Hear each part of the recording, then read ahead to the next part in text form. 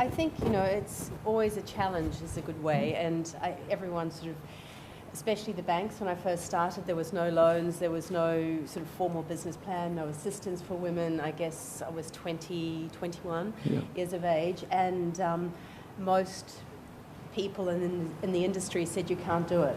And that was the best challenge. Of course, when someone says you can't, but you can. It's a good start. So I think, that for me was something that was really important to sort of overcome a lot of those problems. And I think with, not having enough money to fund a business is probably the biggest one, but there's always ways around it. And you do gravitate towards the people that believe in you. And I just took on extra work, and I almost was working, 20-hour days and funding my business through still working in film and costume design and almost running sort of two careers at the same time. See how they get. Often people ask me, how hard do you need to work to build a successful business like that, Collette, in those early days?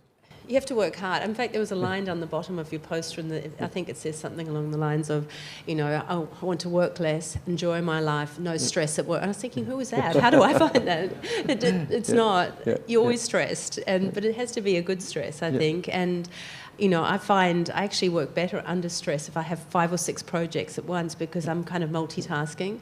When I only have one thing, it's sort of like doing homework. It's, I don't never want to do it. I clean up the office instead. So, but I think, people do work hard if you have your own business, because if you're passionate about what you do, it's not really like hard work. It's about what you need to do to get the job done, and, you have a vision. So is paranoia helpful in business in this sense? No, not paranoia. No, that's not helpful. But being constantly on the lookout for how to better express your idea?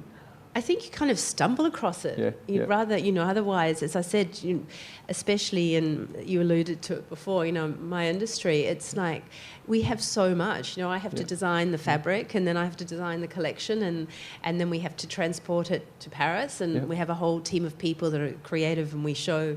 Then we do the sales, and then after we've done the sales, it's a whole other dynamic and another team of people.